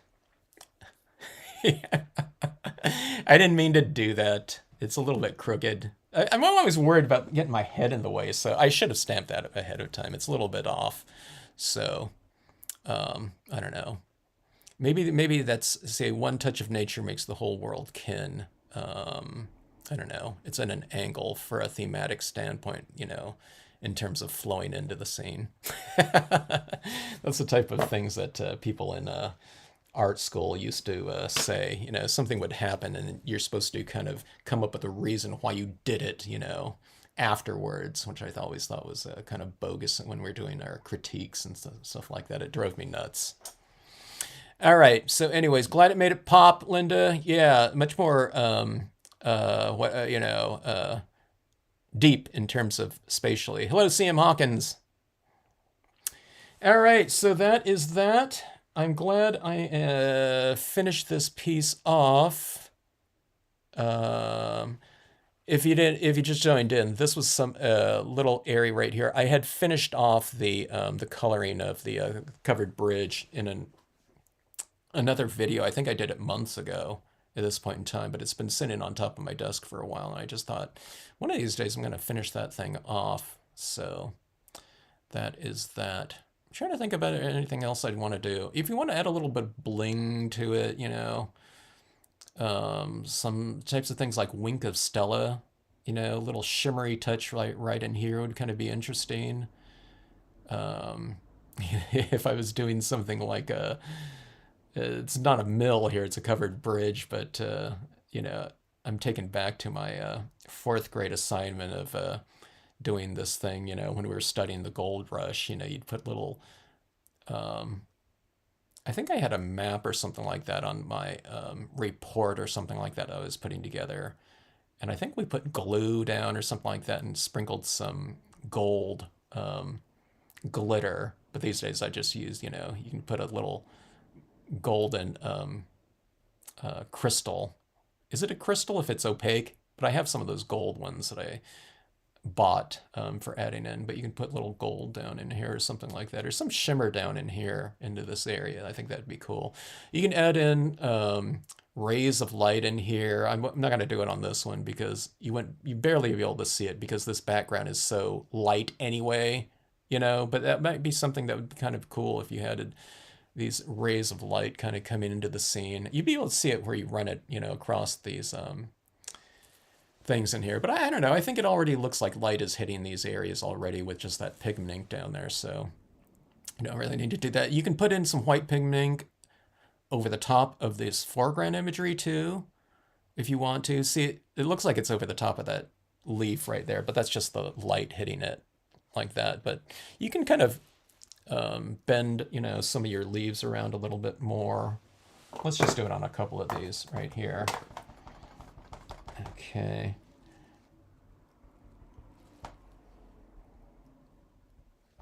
like this. Don't, you know, kind of oscillate it a little bit where you have it on some and not on others, okay? Here, I'll put it on some of these birds right here too. Okay. But, okay, now do you see that on my leaves right there? Where some of them are a little bit lighter. So it looks like the soft light is hitting it, and on these birds, one of the things I like doing with this gull stamp right here is these, maybe 3 or 4 of the birds on here are lighter than the ones that are closer. So it looks like they're a little bit more, spatially, the more distant ones are lighter like that. Here, actually. This area right here, that quote stamp stamped out a little bit lighter, so I'm just going to add a little bit of light to this side of it too, so it looks like the light is kind of influencing the text maybe, like that. See that right there? So you get that light kind of influencing the text, and also on some of these trees right there like that. So the trees, you know, you can create a little bit of depth within the foreground tree forms like that too. You know, so those are things you can do. You can bring a little bit of color to these leaves too with your paint pen, you know, work. I mean, if this is like deciduous leaves or something like that. I just realized I used a different quote than I was going to use too. I was going to use that leaf quote. I forgot. Oh well. Remember what I always say, that I read before: art is what takes place between the initial concept and final result. As long as the quote stamp wasn't something about like a moon or something like that, or stars. Okay, but anyways, here's some of these, this paint pen work in these leaves. I'm just adding this red into that, so it, I don't know, colors some of these leaves a, whatever, deciduous fall type of tone right in here. I don't know if you can see it, that red over the black, but you might be able to, I don't think you could see it on the video here. But I just added a bunch of that red over like a lot of these leaves in here. You can see it in person a little bit more. It blends into the background a little bit more, but it gives a little bit more in common with something like that back there. All right, so everyone, thanks for joining in on this. Are there any questions here? Let's see. Artistic license with everything.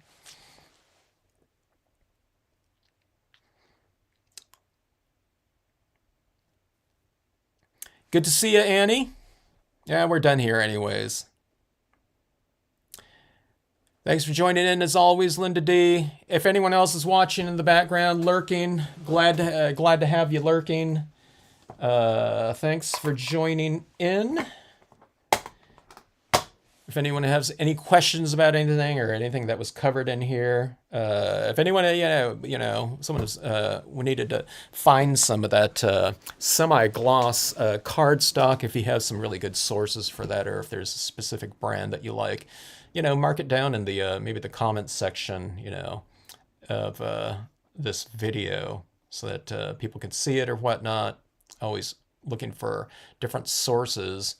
Especially if, you know, anyone that's in like Australia, you know what I mean? I'm always looking for, if you guys have some sources for glossy cardstock, semi-gloss. It seems like there's no problem finding matte coat, you know, stuff down there, or like glossy photo paper. That's always readily available, but that's the cardstocks these days that are hard to find because the stores aren't around anymore. They all used to carry it, you know, in different packs, or they'd buy it themselves and just... they'd repackage it in like 4x6, you know, or, you know, card size packets or something like that, packs of 25 or something like that. But everyone used to have it though. Hello, Bugs. Yeah. But yeah.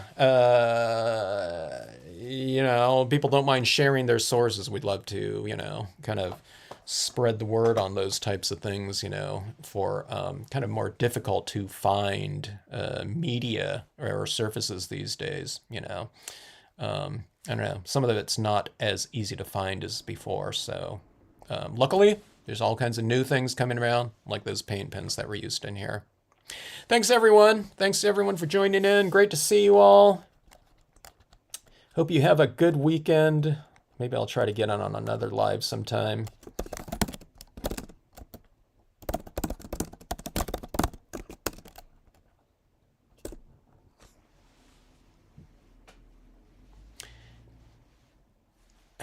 And pink waving. All right, good night, everyone.